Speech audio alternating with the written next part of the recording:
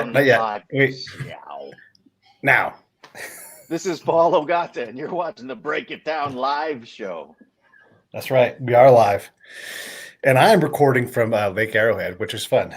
We have, of course, a new co-host, but someone I've been dying to get on. We've been talking about doing stuff together on comedy for months, and he's been a former guest on the show, Matt Balaker. Hey, Matt, tell us why we're talking. No, my pleasure. Tell us why we have Sir Paul Ogata on the show. Well, he's one of the best comedians I've ever seen, and he was also available this morning, so it worked out. It hit two fronts. Yeah. We'll get into it, but Paul has a very broad and maybe useless but obscure amount of knowledge in all sorts of things. So from comedy to Hong Kong to also he's one of the smartest and most intelligent people I know. So it's good to have him here.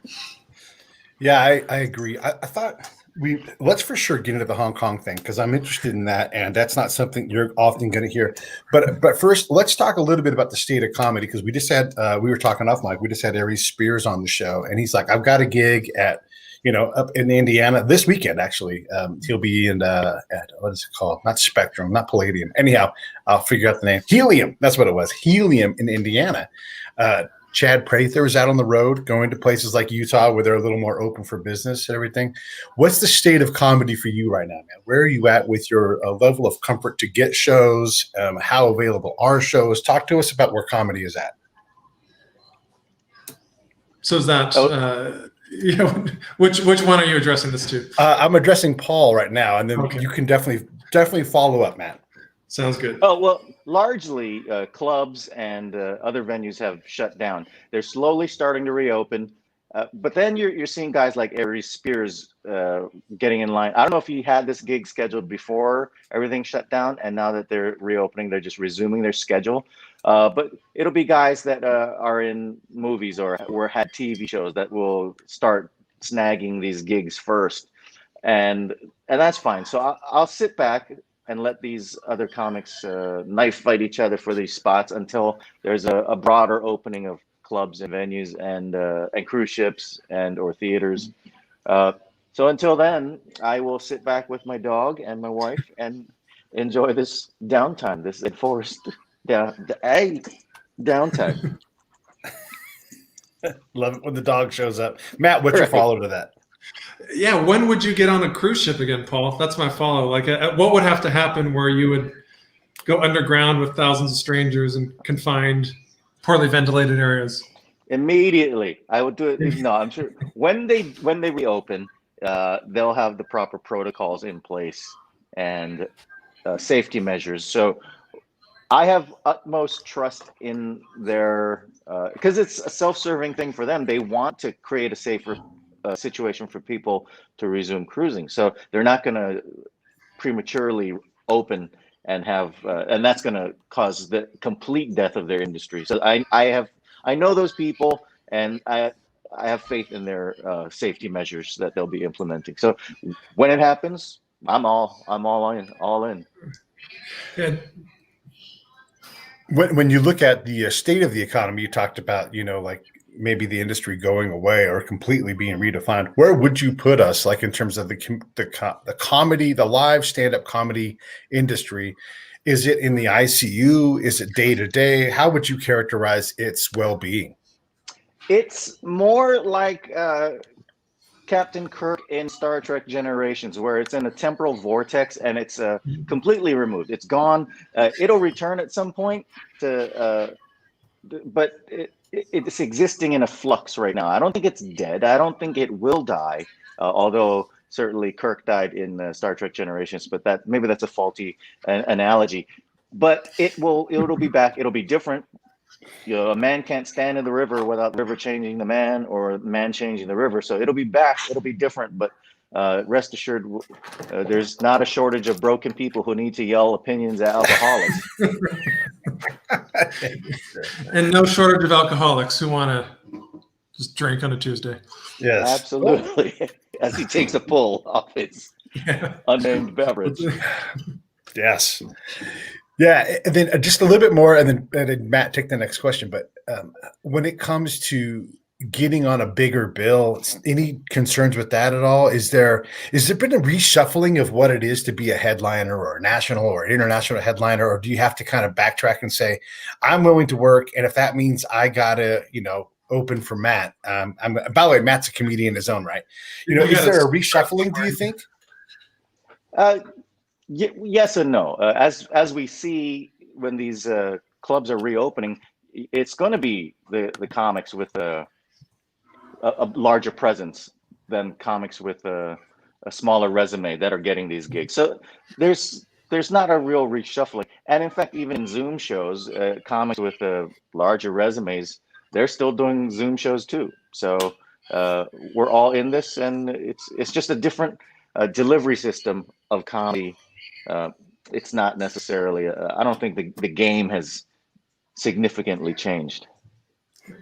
Paul, how do you think this pandemic can, if at all, help comedians or comedy in general?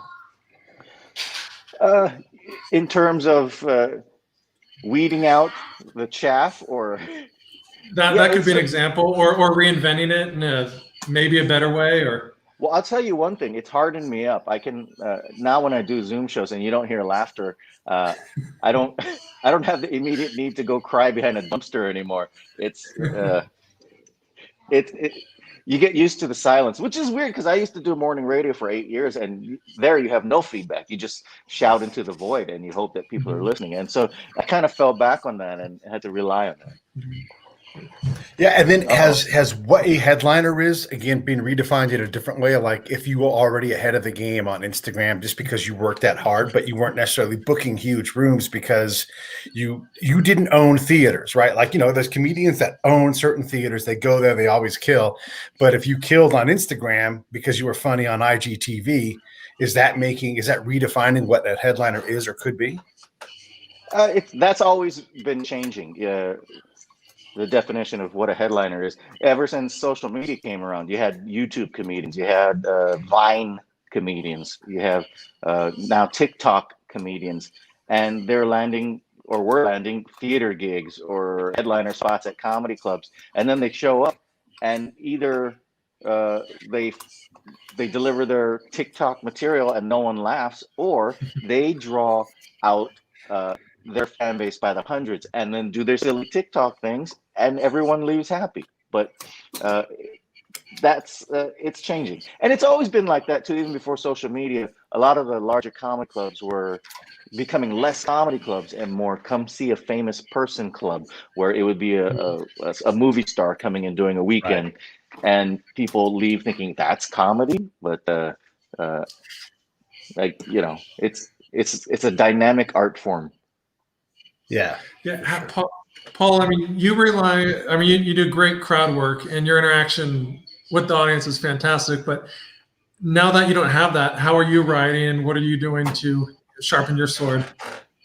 Oh, that's a good question. I used to write a lot on stage and come up with a basic form of an idea or joke and then take it up with me and unpack it there on stage. It's an incredibly inefficient way to write and perform, and I would not recommend that to anybody. That's just the way I do it, and that's how I'm wired. And so it is weird now. You're right, having to do no shows or have no audience when I do a show on Zoom.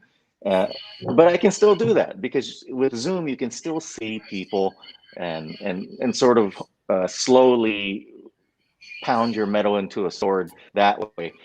It's slower. It's a slower process for sure. I made this thing for you, Paul, by the way. Your name is in lights. So even on the Break It Down show, you get to be, but continue with your thought. Yeah, no, it's thank you. Yeah. I feel like a discount movie. Thank you. You would know. You would know. Yeah, no, you're right, Matt. It's a different. It's the same process but slower and more painful. That's the essence of the answer. Sorry, I had to take a picture for social media because that's all that matters anymore. It doesn't count without it. So thank you. You reminded me that I had to do that. Because the social media thing is important. I wanted to get John's question answered. John's a co-founder of the show, often co-host. He does his own production stuff. But all the safety measures aside, where do you think audience's sense of humor will be when we get back together? Do you think we'll be awkward?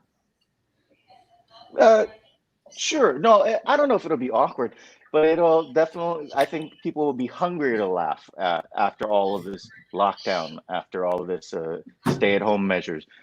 People want to laugh. That's the essence of being a human. You want to seek out joy. So I don't think the audience's sense of humor would be drastically different. No, I think they'll be hungrier for comedy. Matt? Yeah, I think we've been cooped up for so long, and like as you said, they're just going to need an outlet. And what better way than to check out Paul Ogata after being cloistered for 9 months? I think they'll be even better because they'll be so eager for comedy that they'll even laugh at my stuff. So on that note, I've done some Zoom shows as you have too, and it seems like now it's fine to joke about being in a pandemic or COVID, but once we're sort of, for using an overused term, over this, do you think COVID will be fair game? Do you think it'll be already like just something we just want to forget about? Or, I mean, what's the state of pandemic humor in your mind, Paul? Well, it's weird right now. I feel it's sort of tapering off of what audiences want to hear as far as COVID. In the beginning, that's what everybody wanted to hear because it's the zeitgeist, man. It's what we were all going through, and people wanted to hear on that. And comics who didn't address that and did their old material just powered right through it, even though we're in the middle of this pandemic. I think the Zoom audiences were less inclined to appreciate that stuff. So it's a pendulum, and now as we exit the lockdown, people will still want to hear about that because it'll be the first time we're all together in person. But after that, I think that's why you don't hear 1917 pandemic jokes anymore.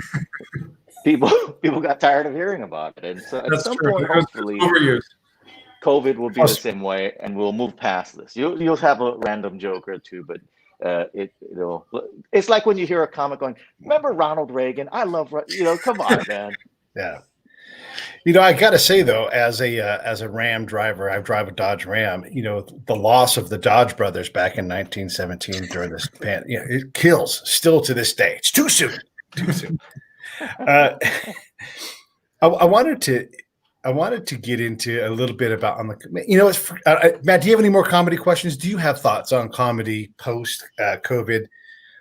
I have kind of what Paul said reminded me of maybe my favorite time to perform. It's usually on an election year in December or late November when everyone is just so sick of like the overdone, candidate jokes or politics of it, and you have to do something else, and it's like so refreshing. So maybe it's optimistic, but I can't wait to do a show where there are zero COVID jokes. Yeah, I guess we shouldn't get out of the comedy thing too before we cover the fact that a whole lot of people in this nation are pissed off and have zero sense of humor about anything, whether it's Black Lives Matter or Blue Lives Matter, anything in between. People are fucking pissed. Is it worth your time to even go into that venue, or is that your absolute responsibility as a comedian to venture into the uncomfortable and get people to chill the fuck out for a few minutes? I think you have to. It's necessary. Yeah. It's necessary. You got to do it. People will stand outside on their sidewalk and shout angrily about their feelings on everything. But when the sun goes down, they want to go have a beer and laugh. And that's where Matt and I come in. We'll go to do a show at a bar or a club or whatever it is, and people they let their guard down for a moment. And they for that 90 minutes that we're on stage, it's the world's a better place for the people in the room. Yeah, and also that's kind of the fun of it too. It's like you sort of want to see the uncomfortable side of it too, and hopefully bring people together, or just have a cool story you can talk about later. But I've been to a lot of Paul's shows, and that's one of the things I enjoy about. On one hand, he's not afraid to be edgy, but I view his shows as like a unifying experience. And I hope there's more of that. I mean, I think comedy has become so siloed, and that was before COVID. I think that's maybe more a function of social media, where it's like, for instance, Patton Oswalt will have his fans, and he's great, and they're great, but you kind of know what you're going to get a little bit, and that's also a result of just building a fan base for 30 years. But I really admire comics when the audience doesn't necessarily know them, like, you know, me, and then they can unite. And I think Paul does a hell of a job with that. So check him out is my point.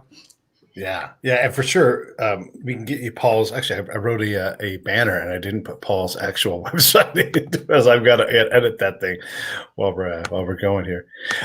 Yeah, building an audience like right now or on the road, Paul. Where do you like to be? Like, where do you feel you're strongest in terms of like, I need to build out a room in Kansas City, so I'm going to keep fucking going there, or is it? I don't know. I mean, how does one do that?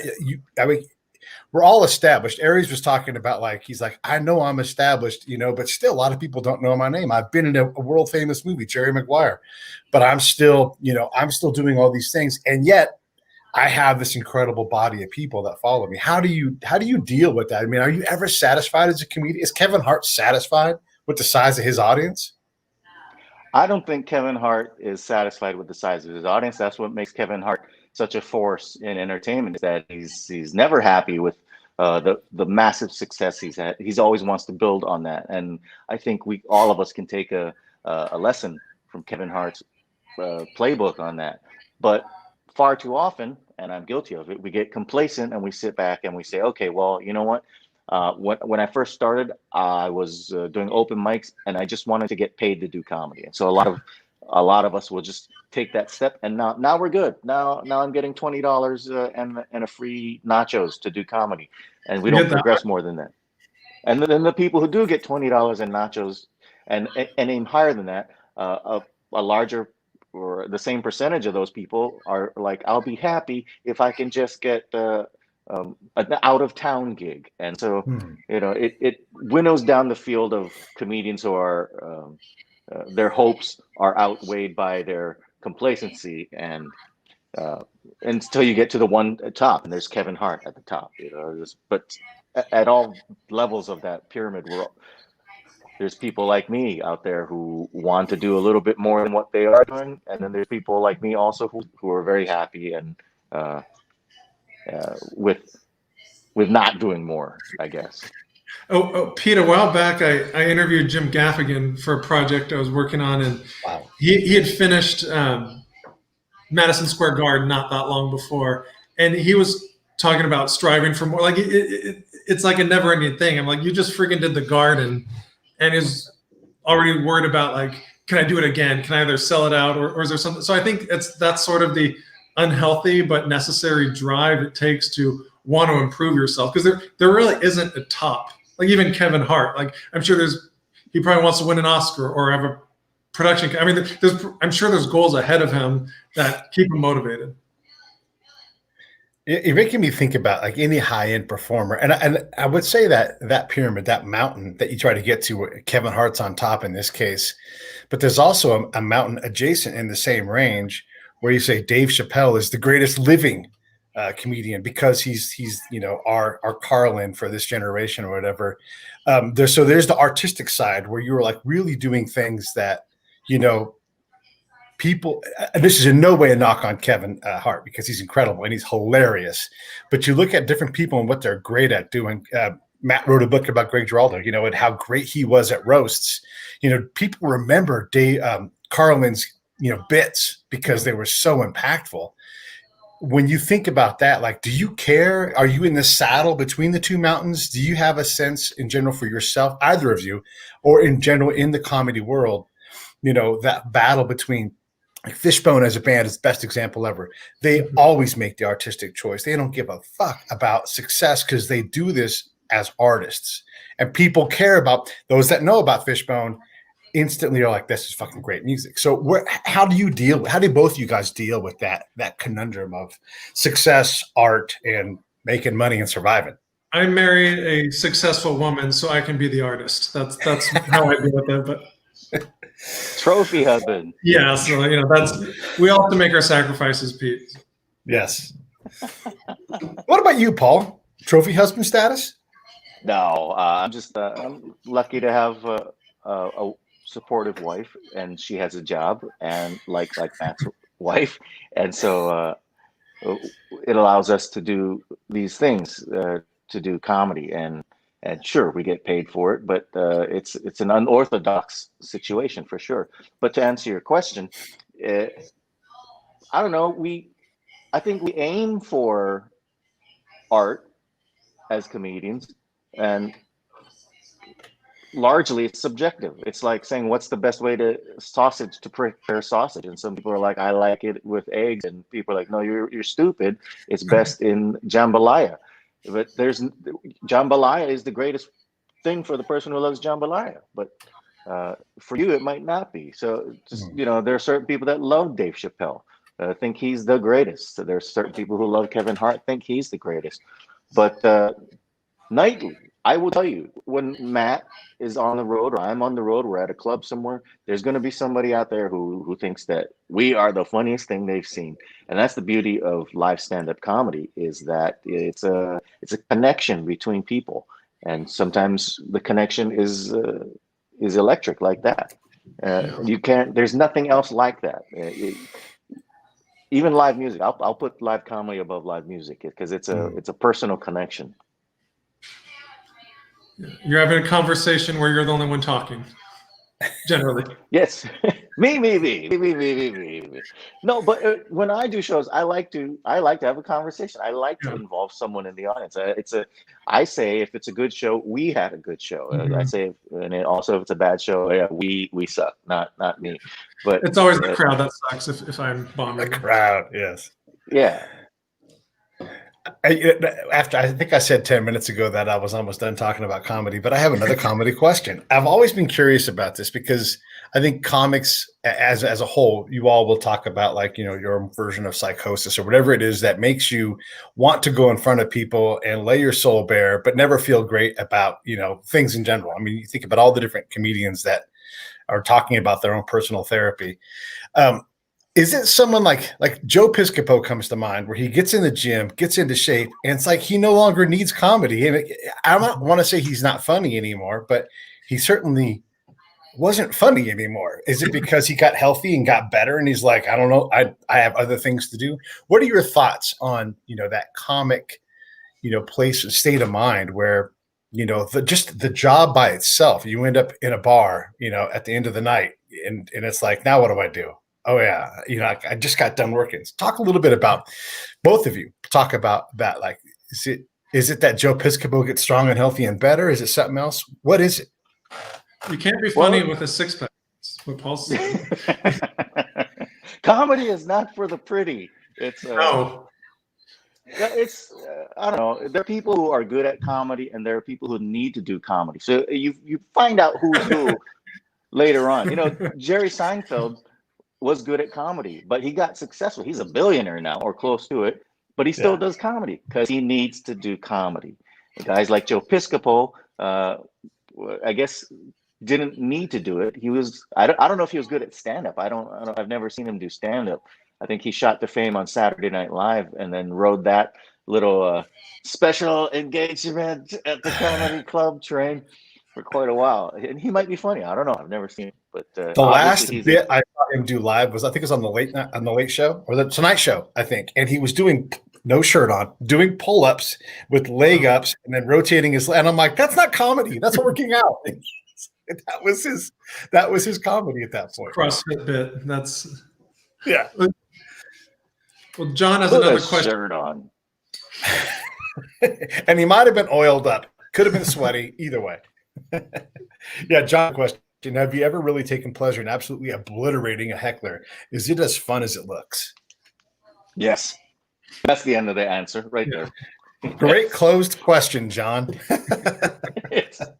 Sure it is, because especially if it's a heckler who is persistent and won't shut up, won't listen to the audience or the staff or the comedian when they obviously all vote for that person to shut up, and they don't. And so you have to come with the hammer. You don't immediately come with the hammer because then you're the bad guy. But sometimes they keep pushing you and pushing you and pushing you to the point where All right, now it's on. And so you unload, and they don't stay down. It's, I mean, you want to, it's like in the movie, like stay down, and but they keep getting back up. So you have to hit them, and you have to hit them repeatedly. And yes, it feels good, John. I don't like to have to do it, but if it happens, yeah. Comedian destroys heckler, I guess, is the description for that video. Which often, by the way, a lot of those videos, comedian destroys heckler, is not comedian destroys heckler. All right, I would venture to say you rarely get to see that recorded on video. It's always, because you know what it is. It's everything changes through observation. So if you know a camera's on you as the comedian, you're going to act differently than if you didn't think there was a camera on you. It's Schrodinger's cat, right? It exists in a superposition quantum state of it's both things until you observe it. Then it's one thing. Anyway, did you just read that story of that quantum physics story? There was just literally, you were talking about the cat and that whole thought. Did you read that story at all or no? No, what? That whole thing has been discussed in a quantum physics thing. It's just a news story that just came out like literally yesterday. So it's very coincidental you brought it up. So I wondered if you'd read that story at all. So your fingers on the pulse. Well, I will say this though. I don't. A lot of comics will misuse that trope of Schrodinger's cat. They'll say, especially in a metaphor, where they say, "I have a Schrodinger's joke." Or do I? Nope, you got it wrong. Because of quantum superpositioning, you have a Schrodinger's joke, and you also at the same time do not have a Schrodinger's joke. That's how quantum superpositioning works. Duh. So Paul has done a bunch of military shows. How did you get into that world? I was fascinated by that kind of stuff. You know, when I was a kid, my dad would take me to see air shows, and you'd see the military jets fly by, and you're like, oh wow, that's all pretty cool. And when you're a kid, you see war movies, you're like, oh wow, I want to see all that stuff. And I never served, so I didn't get to see that stuff close up. And so when the opportunity to get on a USO tour popped up, I jumped on it immediately because I wanted to see all that stuff. And I did get to see some pretty cool things doing shows for the military over the years. Top secret stuff, riding in tanks or as a B-2 stealth bomber. I took a picture climbing into a Harrier, landing on an aircraft carrier. That was pretty fun.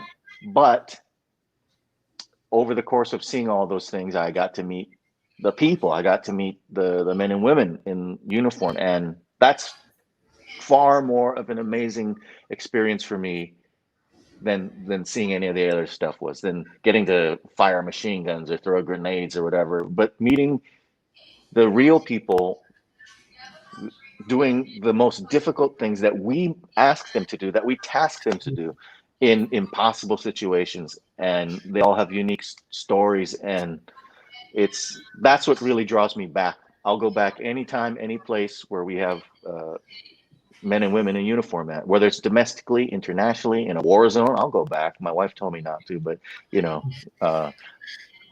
jewelry.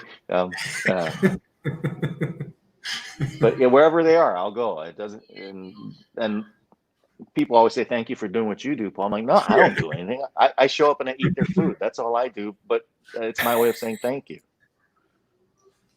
Yeah, and as a guy that's received those comedy shows, it's great. It's great to have someone come, even if it's often hard. Like as an audience, we're really far removed. A lot of times we're spread out because, whatever, a lot of us are just passing by. Like it's almost like you're doing stand-up in a really dangerous mall, and so I always took time to stop and then, appreciate and be in the mood to laugh. Sometimes you're just so fucking tired. Like that's funny.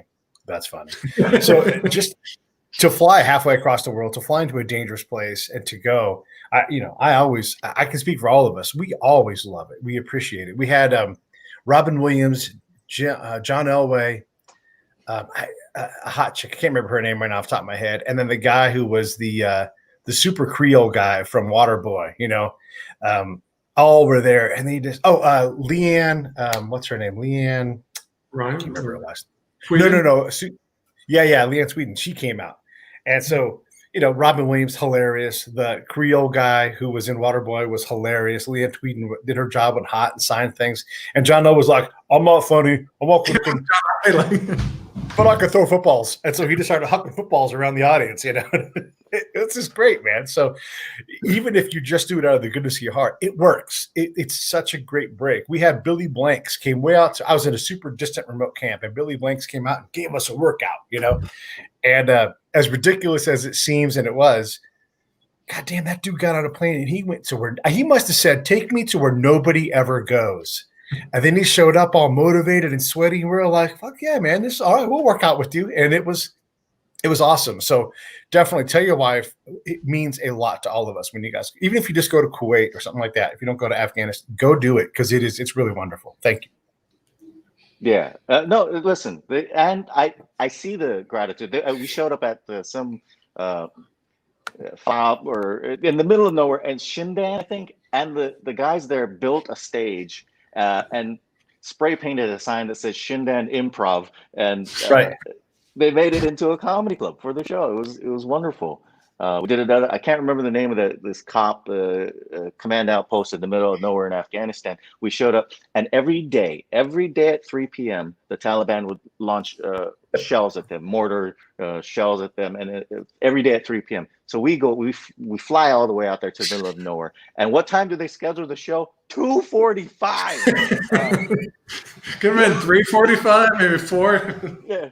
3:05 when the shelling stops. Maybe schedule 2:45. That's when the show happens. So of course, in the middle of the show, sirens go out. Incoming, take cover, take cover. Incoming, yeah. There's not many things more terrifying than have your mind kind of wander, and all of a sudden you hear incoming, incoming, incoming, and you're like, what do I do? And then a lot of times the answer is just lay flat on the ground. And then you find out that a mile and a half away, some mortar shells came in, and you're like, I laid on the ground for that. Damn it. Well, sometimes it's close though. We were in Kandahar, yeah. and in the middle of the show, incoming, and everyone, because you guys are well trained, get down on the ground, and you're supposed to open your mouth in case the thing explodes nearby, your eardrums don't burst. And no one told me that, but you see everybody falling to the ground like this. Yeah. I'm like, wait, what's happening here? No one told me anything about this. And of course, at the time, there was another comedian on stage, Phil Palisol, very funny guy out of Denver. And so a couple of Army guys jump up on stage and cover him to protect him. But I'm standing up in the back of the room. No one's protecting me. What's happening? You're Asian. Wait, what does that have to do with it? You're a tunnel rat. You'll just dig a hole in his cave. We thought you were against us. We were hoping, hilarious. Yeah, it's true. And so this is how funny these kind of things are, just for the audience. I'm walking across a parking lot with my boss one day. We're inside a camp, so it's relatively safe. So we're not all armored up. We're just wearing regular clothes. And as we're walking, a AK-47 round just goes and just bounces next to us. We look down and we're like, huh. And the thing could have hit us and it wouldn't have broke skin or anything. Maybe at worst, maybe put a bruise, but it was just out of energy. But literally some guy somewhere shot around in the air, and we were at the other end of that, however far away that was, because we didn't hear a gunshot. It just, and those are the kind of things that happen. And as a comedian that goes on these kind of tours, you experience these things. You're like, hey, look, there's a giant bomb hole over there. Let me go stand in that. And then you stand in the bomb hole and, make a funny face or whatever. But tell me you got that and you made it into a necklace or something, that you picked it up off the ground. I don't remember what we did with it. Yeah, it's stuff like that happens though. Like maybe Bruce was the guy walking next to me. Maybe he grabbed it. Maybe we just left it on the ground. I don't know. But I've certainly grabbed things where I'm like, holy shit, look at this thing, and then you move and you're like, it's just a piece of metal. But yeah, you're right. Like those things are things that you grab and go, this bullet, we almost got shot by this bullet, Because I'm sure there's a lot of guys or gals that send brass home. They got the empty shell cases that they send. I got some of that stuff, and sitting in upstairs. But at least the bad guys don't have depleted uranium, so you can pick it up, right? You're not going to be. Yeah. Let's talk about Hong Kong, because it's interesting that you've got that experience. And look, it's a really confusing place for those of us that aren't savvy to that. And it's like we only worry about our own conflict here, and we tend to think that our conflict is the worst ever of all times. But it turns out people in Hong Kong are fighting for freedom or for acquiescence, depending on which side they're on. What do you know about? How can you make us smarter about Hong Kong? Well, it's and it kind of circles back to an earlier topic we covered, or question you had about building your audience. I've been doing shows in Hong Kong since 2004. I've been flying out there sometimes 3 times a year to do shows. This is actually the first year in 17 years that I'm not doing shows in Hong Kong for various reasons. As you know, the COVID thing, and also the mass protests that really put a clamp down. Last time I was there in last November, when I was doing shows, I broke out in hives because of all of the tear gas in the air, and it was I didn't even touch anything. Just walked down the street, and all of a sudden I'm covered in hives. But that's the reality that Hong Kongers are facing right now. It's a lot of people have a short memory on what Hong Kong is. People think, well, the Chinese took it from the Brits. Well, no, the British people handed it back because the British people had it for 100 years. Why did they have it for 100 years? Because of the Opium Wars. And the British wanted to do commerce, do trade with the Chinese. The Chinese, however, said, no, just keep buying our tea and we'll make all the money. And so the British were like, well, what can we do to get money out of this country? So they introduced opium. They gave them drugs. And so this was, it went gangbusters. And they made their money that way. But pretty soon, conflict broke out on the drug use and that illicit trade. And so the British took over Hong Kong. They took Macau, went to the Portuguese, et cetera, et cetera. And anyway, slowly Britain extended the landmass of Hong Kong by leasing space in the new territories from China on the mainland side. And I think that was the problem with Britain. If they hadn't leased this territory, which they had to give back at some point, Hong Kong was theirs in perpetuity, so they could have held on to it. But by expanding the footprint of Hong Kong into rented space, at that point, they really had no choice. So that's the situation that Hong Kongers face now. China, in the joint agreement with the UK, was supposed to keep a 2 systems, 1 country thing in place, where Hong Kong would have relative democracy until 2047. But that's obviously fallen by the wayside. So that's sadly where a lot we find ourselves. Yeah. Paul, what happened? I know obviously the Daryl Morey tweet about a year ago kind of brought this to life in the US, but what happened more recently that made the tensions rise so much there? In Hong Kong? In Hong Kong and mainland. Oh, okay. There is a guiding principle in Hong Kong law, the Basic Law, which is sort of like a constitution. China, mainland China, communist China, wanted to introduce a new law, security law, where people could get extradited out of Hong Kong into mainland China and vanished and without due process. And of course, the people in Hong Kong were upset about that. They didn't want that to happen because it's not. That's what if you could be walking down the street near Arrowhead and then they put a bag on your head and now you're in China. You don't want that, right? Of course not. Probably not. So I mean, unless you do, because maybe you like dim sum. Maybe you like that Shanghainese dumpling with the soup in it. I do. I happen to love that. Not that they'll have a lot of that in the gulag, in the prison that you'll be at, but you know. And then on top of that, the Hong Kong chief executive, they don't have a president or a prime minister. It's a person called the chief executive who is elected freely in Hong Kong from amongst a slate of candidates selected by communist China. So it's always going to be somebody who kowtows, part of the pun, to mainland China. And so Carrie Lam, that's the woman who's running Hong Kong now, did nothing except exacerbate the tensions by having police in Hong Kong brutally attack the citizens there, and it's documented on videos, and it's easy to see if you go and look it up online. So the people saw that, they said, "All right, can you dial it back?" And she said, "Nope, this is how it is," basically. And Wow. so protesters, even before China implemented the security law, were they vanished. You know, they're put on trains. They've taken to mainland China.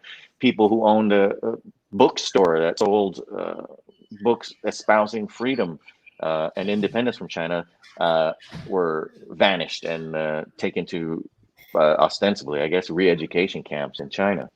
So that's what happened, Matt. That's what people showed up in the hundreds of thousands out there to protest.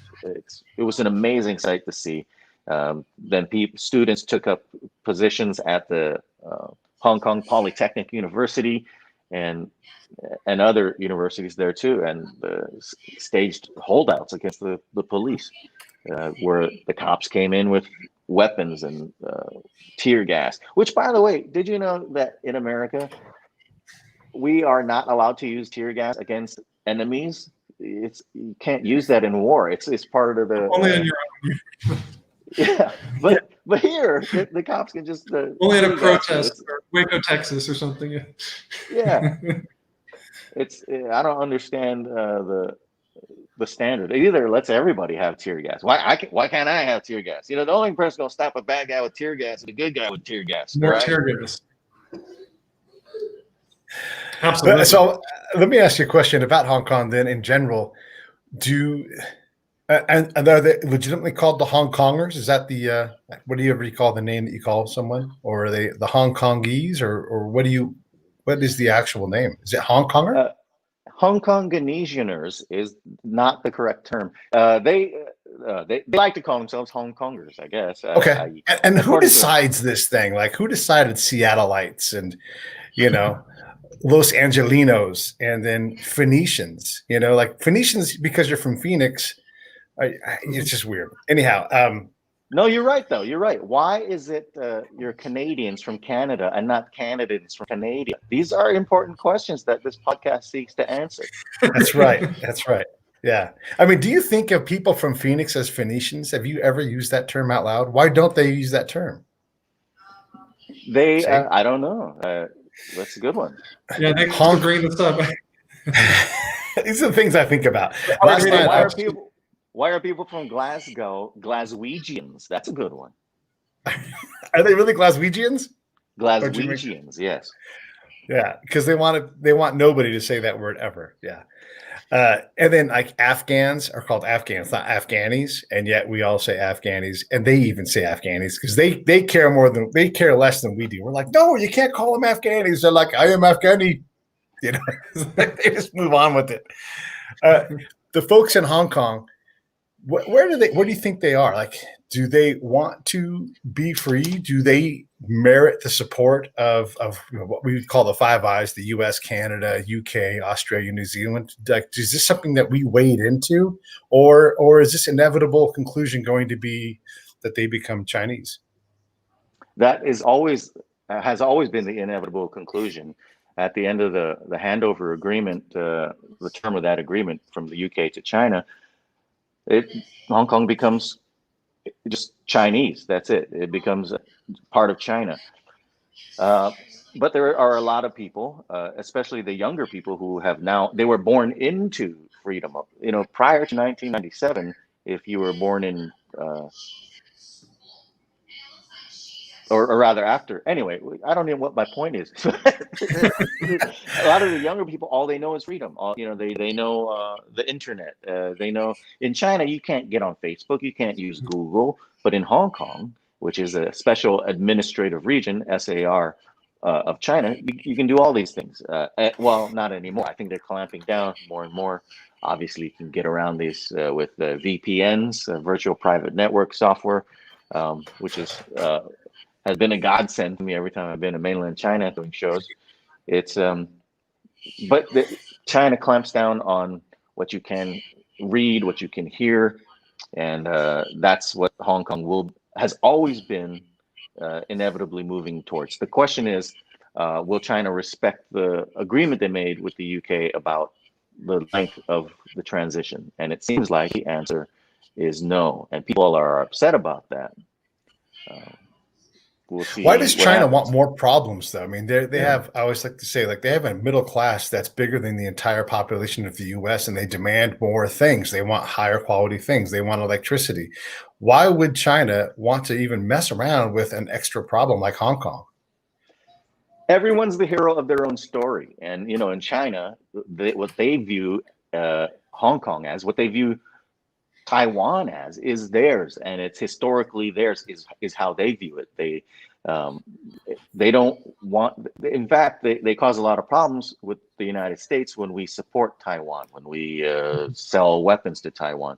China views that as an encroachment on their own sovereignty, and it's an internal problem, is what they like to say. So, yeah, it's China. It has no, to us, it seems China has no, not morals, but has no regard for international laws. But because they operate from a viewpoint where they're following their own laws. For example, here's why in America and a lot of countries we have problems with China. China goes and finds a part of the ocean where there's no China, and then they start building more China there. Yeah. And then people wake up the next day, they're like, holy shit, China's closer. And that should be China's motto: China coming soon. That's what it should be.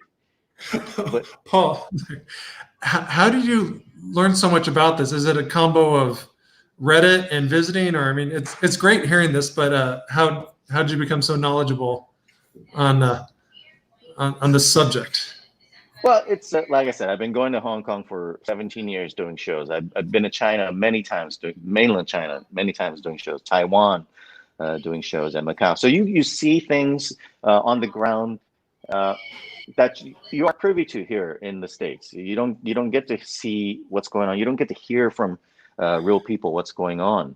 And then it piques your curiosity, and from there you do read sometimes on Reddit, sure, sometimes on Wikipedia, or any other ways that you can get information. It creates a hunger in you. Travel is good because you then begin to broaden your horizons and see things and learn and want to learn more about the world, which is, I don't know, it's kind of the bane of COVID, right?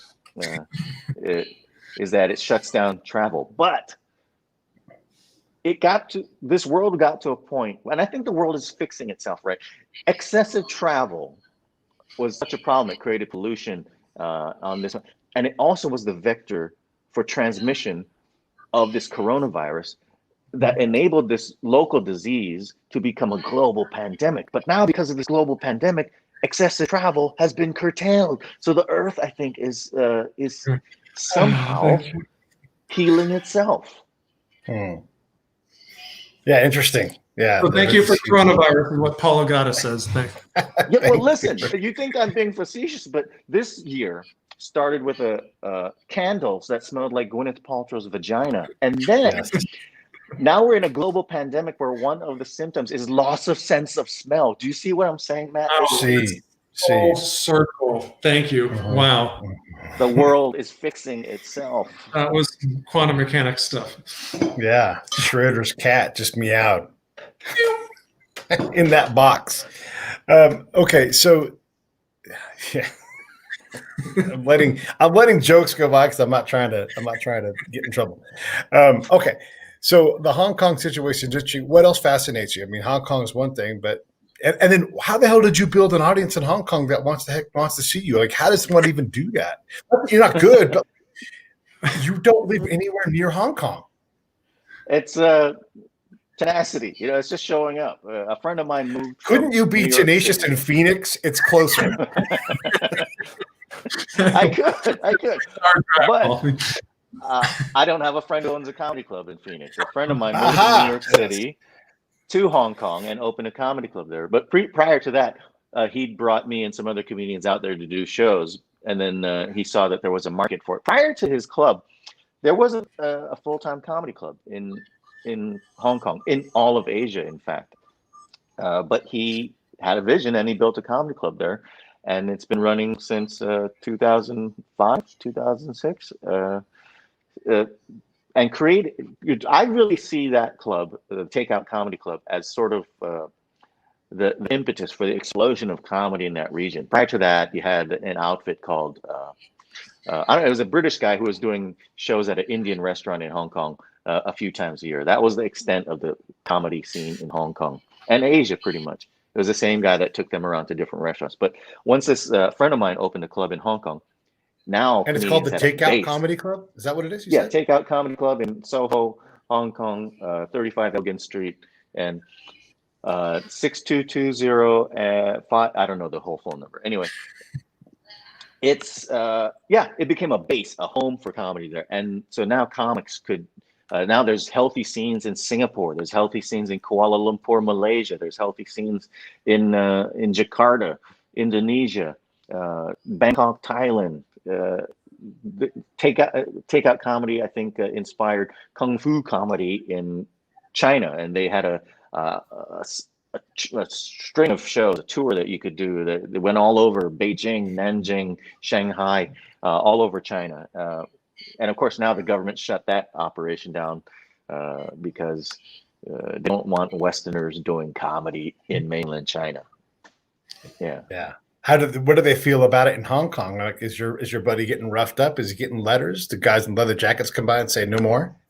Yeah, he got the authorities clamped down on him about a year and a half ago, and so he had to move to a different format where he can't do public shows. Now they're private shows. But actually, up until last week, maybe Live Nation had a comedy club there for about since the beginning of this year, and then they weren't able to sustain it because of the coronavirus, obviously, and the protests. But my friend was dug in at that point, and he still operates his club. So what is a private show versus public? What's the distinction?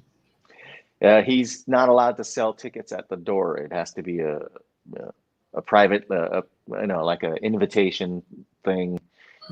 Which there's ways around that, I guess, but it's just the government's way of trying to get you to stop, making it so hard for you, throwing up so many roadblocks that you quit just by attrition and like, all right, this is not worth my time and effort to keep doing this, which is what happened with the Riff in Hong Kong, the Live Nation Club. I guess there are too many obstacles to get around, and they couldn't sustain it because they're not there on the ground, It's you got to be there. Company.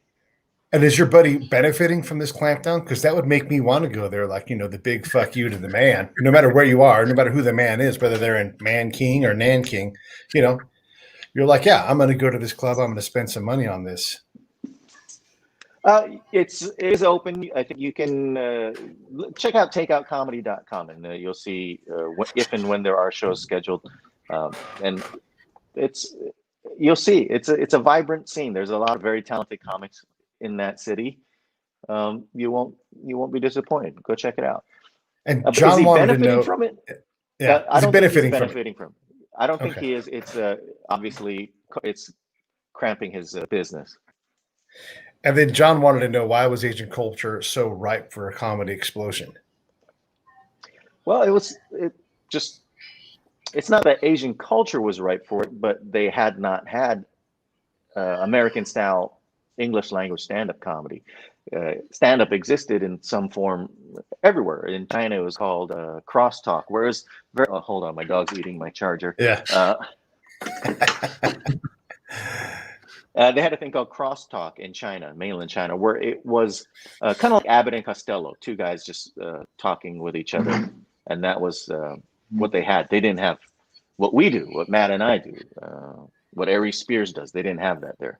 So, but over time, now people can see clips on the internet of American style stand-up comedy. Yeah, the interest for it grew, and it was an untapped market. So it was less a factor of culture than it was of geography, I guess.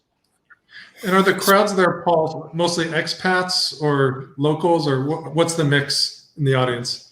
It's like the United Nations, man. In Hong Kong, when I'm doing shows there, it's you got people from the Netherlands in the crowd. You got people, local Chinese from Hong Kong. You've got Brits, Americans, Canadians. It's it's like that scene in the Star Wars prequels where you're in not the Empire, but then the Republic chamber, and there's everyone from different pods are from different parts of the galaxy, and that's the beautiful thing about doing shows in Hong Kong is that you get that. It's not the case throughout the region. In Malaysia, when you're doing shows in Kuala Lumpur, for example, it's a lot of locals. It's a lot of local Malays or local Chinese, but it's local people coming to the shows there in KL. But you'll get, it's like in America, different cities produce different audience demos. In Iowa, you're going to get Iowans probably, but in LA, you get people from all over. And then Asia's a big place, and you know if you've played in Kuala Lumpur, you know you're not within thousands of miles of playing in Tehran. What's the black room? What's a black room equivalent in Asia? Like where are you like, oh man, when you go here, you got to perform a different kind of comedy because it just Hong Kong comedy won't play there. Well, I don't. You mean in the region or in the city? No, I mean in the continent. Like if if you're in Israel, I'm sure they have comedy there. But if you're in Tehran, different kind of comedy. And if you're in Bangladesh, different kind of comedy. And if you're in Mongolia, different kind of comedy. So like, do you have any kind of sense for regionally what it's like? I mean, you said Malay, it's a lot of locals, but yeah, they listen. I did a show in Pakistan. At the time, the producer said it was the first public English language show. I often get roped into doing these guinea pig shows for some reason. First time ever we're doing a show here. Let's get Paul do it. We'll have nachos. I'm in. That's my goal. I'm like Mikey eating the cereal. It's you'll get different cultural situations, different governmental situations in Malaysia. They issued me a list of 17 things I was not supposed to talk about on a radio show, or even broach the subject of things like politics, religion, crime, or whatever it is. So the government will tell you what you can and cannot do. I've done shows in Singapore and Malaysia where the government will show up during my show. The special branch of their police wing will show up and say, "Oh, what's that guy talking about?" And they'll take notes while I'm on stage, and it's kind of creepy. But so far, I haven't been thrown into a prison overseas, locked up overseas. When I was in Pakistan, you would think that in Pakistan, when I went, the State Department told me, "Do not go." My wife told me, do not go to Pakistan. My parents flew from Hawaii to California to tell me not to go to Pakistan. And I get it. It seems like it's a dangerous place. But when I got there, obviously, all local Pakistani people there, and they loved it. The shows were amazing.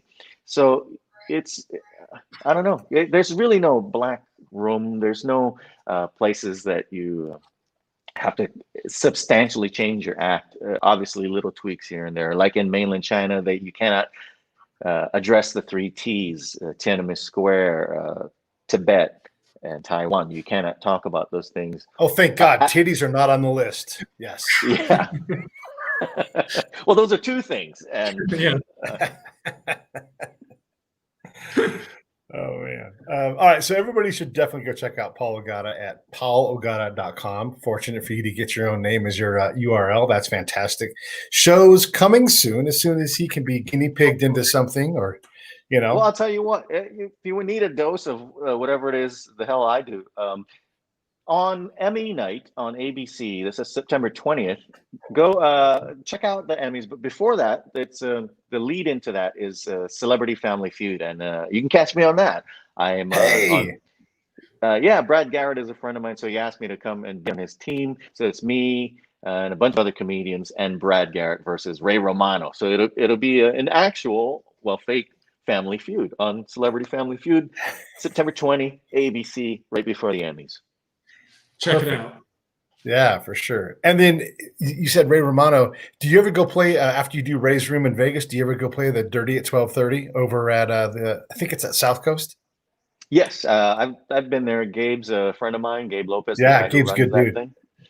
And Yeah. it's an amazing show he's put together. It's Oh my God. Yeah, 12:30 it is. at night. You wouldn't Yeah, think it's great. anything's happening, and yet he packs out this showroom at the South Point and Yeah. the ass end of the strip, and people come out in droves to see comedy with no filter. It's great. Yeah, no, it is great. Any last questions, Matt?